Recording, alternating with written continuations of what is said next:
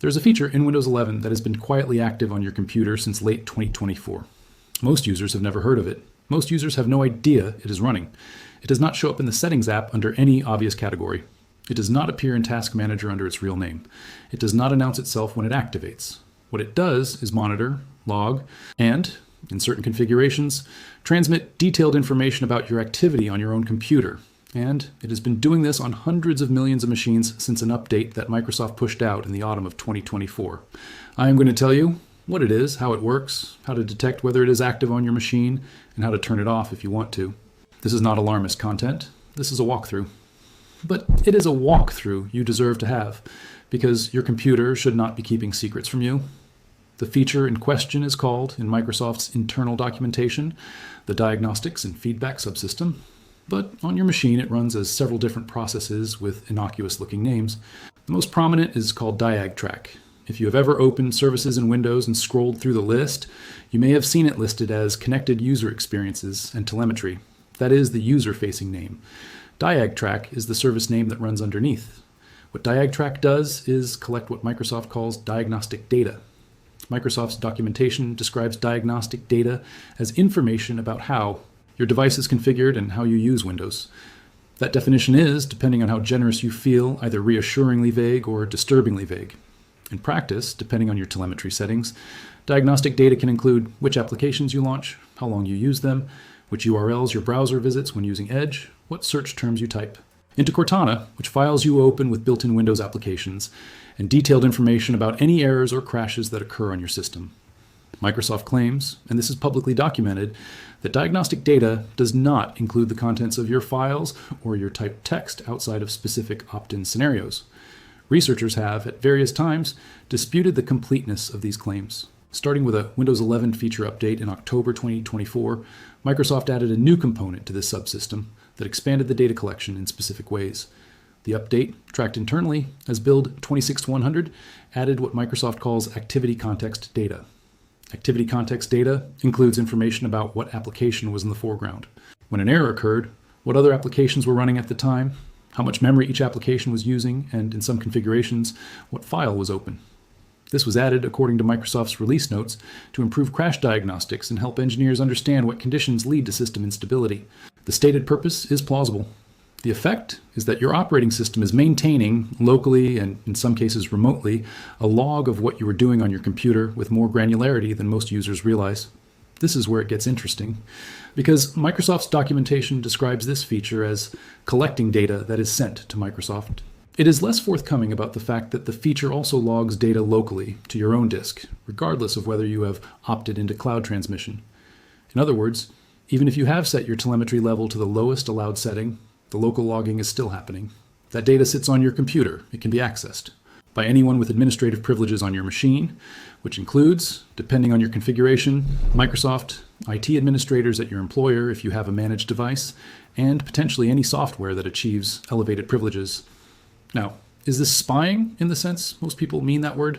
That depends on your definition. Microsoft is not, to the best of anyone's public knowledge, using this data to build personal profiles on individual users for marketing purposes.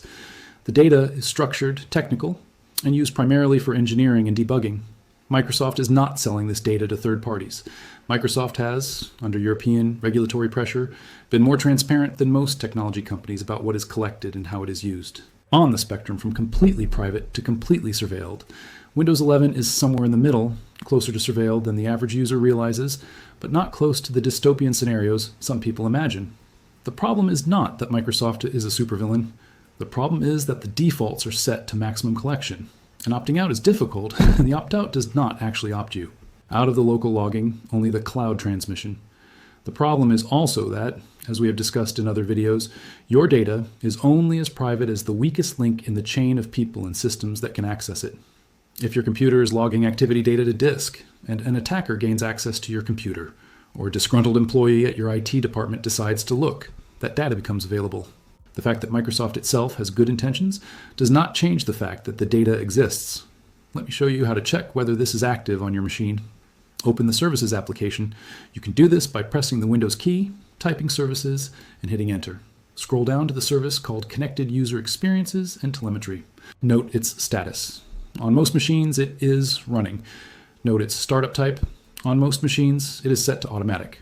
That is the DiagTrack service, and it is the main engine of the subsystem I have been describing. Now, open Settings, go to Privacy and Security, and click Diagnostics and Feedback. You will see a section for diagnostic data. It will be set to either required diagnostic data, which is the minimum level that Windows allows, or optional diagnostic data, which is the fuller collection. Most machines, unless explicitly configured otherwise, are set to optional. Change this to required if you want to minimize what is sent to Microsoft. Below that, you will see a section called Tailored Experiences. This controls whether Microsoft uses your diagnostic data to personalize tips, ads, and recommendations shown in Windows. Turn it off. You will see a View Diagnostic Data option. Click it. A window will open that shows you, in technical JSON format, some of the data that has been collected about you. It is genuinely interesting to look through. You will see application launches, feature usage, error reports, and system events, all tagged with timestamps. That is what your operating system remembers about you. Finally, you will see a Delete Diagnostic Data option. Click it. This instructs Microsoft to delete the data it has collected about your device. It is worth clicking, though it does not delete the local logs on your own machine. For the local logs, there is no user-friendly button. The logs are stored in a location buried deep in the system directory under Program Data, specifically in the Microsoft Diagnostics folder. You can delete them manually if you are comfortable doing so, though Windows will recreate them as DiagTrack runs. To actually stop the collection, you need to disable the DiagTrack service itself. That is the nuclear option, and it has trade-offs. Go back to the Services application. Right-click on Connected User Experiences and Telemetry. Select Properties. Change the startup type to Disabled. Click Stop if the service is running. Click OK. The service is now off. What you lose by disabling DiagTrack is, according to Microsoft's documentation, certain crash recovery features, certain automatic troubleshooting capabilities, and certain feature targeting capabilities. Microsoft warns that disabling the service may cause subtle issues with other Windows features. In practice, on the machines I have tested this on and on the community reports I have read, the system works normally. Some Windows Insider features become unavailable. Some error recovery takes longer. But for the average user, the trade is acceptable. There are third-party tools that automate this kind of hardening. I mentioned O&O Shutup 10 in an earlier video. It is a free utility that lets you toggle dozens of Windows privacy settings, including DiagTrack, from a single interface. It is actively maintained, it is open source where it counts, and it has been trusted by the privacy community for years. Using a tool like this is often easier than making the changes manually, because it surfaces settings that are otherwise buried deep in registry or group policy configurations. Now, the broader point, which I always try to end these videos with, Windows is not uniquely bad in this regard. macOS has its own telemetry subsystem and its own diagnostic data collection and its own opt-out processes that are more or less equivalent to Windows. Google's Android does the same thing at a scale that dwarfs Microsoft's because every Android phone reports to Google in ways that are harder to disable. The difference between these platforms and Linux is not that Linux does not have any telemetry.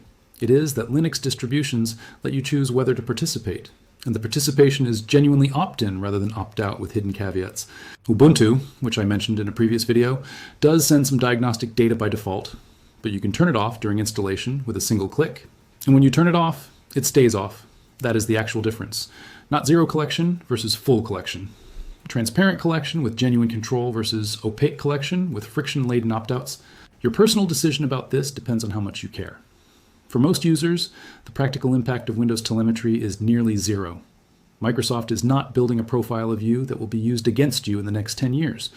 Your diagnostic data is, statistically, lost in the noise of the hundreds of millions of other machines reporting the same information. The reason to care is not about you personally. It is about the norm that gets set. When an operating system defaults to maximum collection and makes opting out difficult, it trains the entire software industry to behave the same way. Every time you accept that default, you vote, quietly, for that model. When you change the settings, even if the practical effect on your individual privacy is small, you push back against the norm. You tell the operating system that the user is supposed to decide. That is a small thing. But small things, done by enough people, are how norms shift. Take 10 minutes this week. Check your diagnostic data setting. Turn off tailored experiences, run the View Diagnostic Data tool, and see what your computer has been remembering. If you are comfortable with it, disable DiagTrack. If you are not, at least set diagnostic data to required and delete the cloud-stored data Microsoft has about you. None of this will make you feel paranoid, because none of it should. It will just make you a more deliberate user of your own computer, which is, in my opinion, what every user should be. Subscribe for the next video, where we walk through the equivalent settings on macOS and Android, because the full picture matters, and Windows is not the only actor in this space. And in the comments, let me know what you found when you ran the View Diagnostic Data tool. I'm curious what patterns show up. These things are more interesting when we compare notes.